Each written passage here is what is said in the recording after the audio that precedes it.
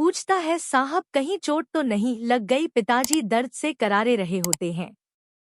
उठने के बाद उनसे खड़ा भी नहीं हुआ जाता। रिक्शे वाले के उठाने के बावजूद भी उनसे खड़ा भी नहीं हुआ जाता। किसी तरह रिक्शा वाला उनको पकड़कर खड़ा करता है। माँ को बाजू पर थोड़ी सी खरोच ही लगी होती है। वह पिताजी को देखकर डर जाती है। वह रिक्शे से झट से उतरकर पिताजी को संभालती है और उनको देखती है। उनसे पूछती है, आप ठीक हो? आपको ज्यादा चोट तो नहीं लगी? पिताजी कहते हैं, मेरी लात में बहुत दर्द हो रहा है, खड़ा भी नहीं हुआ जा रहा। तुम मुझे जल्द से जल्द अस्पताल ले चलो, मुझसे दर्द सहा नहीं जा रहा।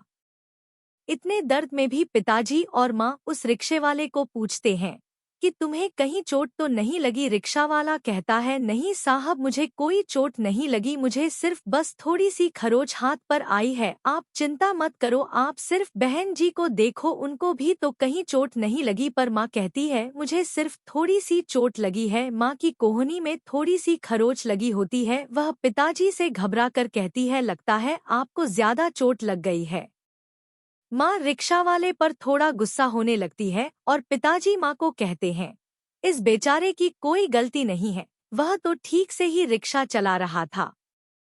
अचानक से सामने पत्थर आ गया, उसका कोई कसूर नहीं है। तुम इस पर गुस्सा करना बंद करो। वह रिक्शा वाला भी माँ पिताजी से माफी मांगता है, कहता है कि मेरी वजह से आप दोनों को इतनी चोट लग गई है और आप दोनों के साथ यह सब हो गया। पिताजी कहते हैं कि तुम यह सब क्यों कह रहे हो? तुम्हारा कोई कसूर नहीं है, बस तुम देखो तुम्हारे रिक्शे का कोई नुकसान तो नहीं हुआ। अगर वह ठीक है तो तुम मुझे जल्दी से जल्दी अस्पताल ले चलो। रिक्शा वाला रिक्शे को अच्छी तरह से देखता है और फिर माँ पिताजी से कहता है, आप जल्दी रिक्शे में बैठ जाओ, मेरा रिक्शा बिल्कुल ठीक है, मैं जल्दी आप दोनों को अस्पताल ले जाता हूँ।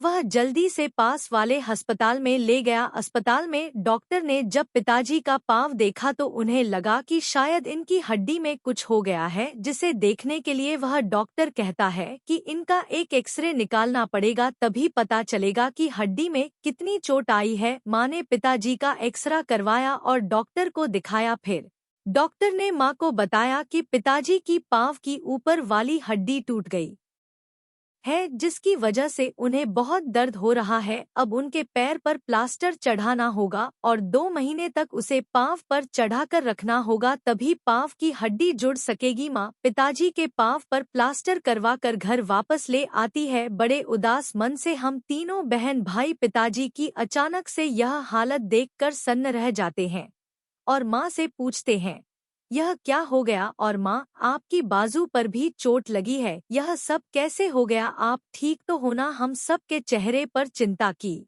लकीरें पड़ जाते हैं। फिर माँ हम बच्चों की चिंता देखकर हमें पूरी बात बताती है और बड़े परेशान मन से पिताजी के पाँव पर उस इस क्लस्टर के बारे में बताती है। वह कहती है, यह प्लास्टर अब तुम्हारे पिताजी के पाँव पर 2 महीने बाद ही उतरेगा। यह सुनकर हम भी उदास हो जाते हैं और सोच में पड़ जाते हैं कि हमने तो 2 दिन के बाद नानी के घर जाना था, अब शायद हम 2 महीने तक के नानी के घर नहीं जा सकेंगे। फिर माँ हम सबको यह बोलती है कि शायद अब तुम्हारी नानी के घर हम सब नहीं जा पाएंगे। बच्चों, तुम उदास मत होना, क्योंकि तुम्हारे पिताजी 2 महीने तक कहीं चल फिर नहीं सकते और हमें उनका पूरा ख्याल रखना होगा और उनकी पूरी मदद करनी होगी जब तक वह ठीक नहीं हो जाते।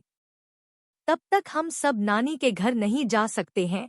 फिर माँ बड़ी बहन राधा से कहती है, तुम डाकखाने जाकर अपने मामा को अपने पिताजी की इस हालत के बारे में बताकर तार कर दो और यह भी लिख दो, जब पिताजी ठीक होंगे तब हम जल्द से जल्द आएंगे। मैं राधा दीदी से यह कहता हूँ, राधा दीदी यह भी लिख दो, जैसे ही पिताजी ठीक होंगे हम जल्द से जल्द आएंगे। फिर राधा दीदी मुझे लेकर डाकखाने तार करने चली जाती है और मामा जी को तार कर देती है। फिर हम दोनों शाम होने से पहले घर वापस आ जाते हैं। फिर ऐसे ही काफी वक्त बीत जाता है और पिताजी थोड़े थोड़े ठीक होने लगते हैं। पिताजी 2 महीने बाद ठीक तो हो जाते हैं। पर उनको अपने ऑफिस फिर से जाना पड़ता है क्योंकि उनको जो 1 माह की छुट्टी मिली थी वह तो उनके पाँव ठीक होने में गुजर गई और उन्हें उसके बाद भी 1 महीने की छुट्टी और लेनी पड़ी, इसलिए उन्हें दोबारा छुट्टी मिलनी बहुत मुश्किल हो गई थी। फिर पिताजी ने धीरे धीरे काम पर जाना शुरू कर देते हैं और उनका पाँव भी धीरे धीरे ठीक हो जाता है। वह अब खुद अपने दोनों पाँव पर अच्छी तरह से चलने लगे थे। हम सब बच्चे भी अपने अपने पढ़ाई में व्यस्त रहते थे, इसलिए अब की बार नानी के घर जाना भी मुश्किल हो गया है। हम सब इंतजार में ही रह जाते हैं कि हम सब नानी के घर कैसे जाएंगे। ऐसे ही सोच में कई वर्ष बीत गए। नानी के घर गए हुए हमें 10 साल हो जाते हैं और हम सब बड़े भी हो जाते हैं।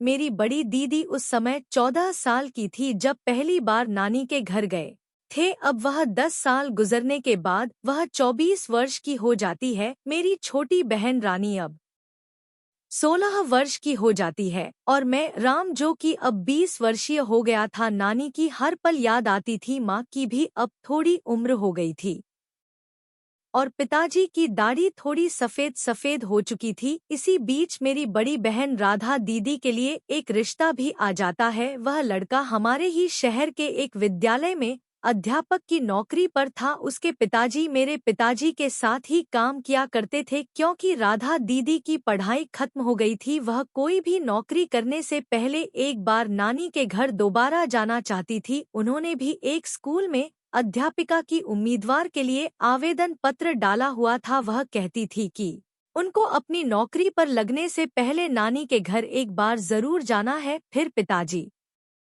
कहते हैं, बेटा जैसे तुम चाहती हो वैसे ही होगा, क्योंकि पिताजी भी 2 महीने बाद नौकरी से सेवानिवृत्त होने वाले थे और उन्होंने कहा था कि जरूर तुम्हारी नानी के घर चलेंगे। यह सुनकर हम भी खुश हो गए। माँ भी बहुत खुश हो गई क्योंकि अब रिटायर होने के बाद पिताजी को छुट्टी की कोई भी मुश्किल नहीं आने वाली थी।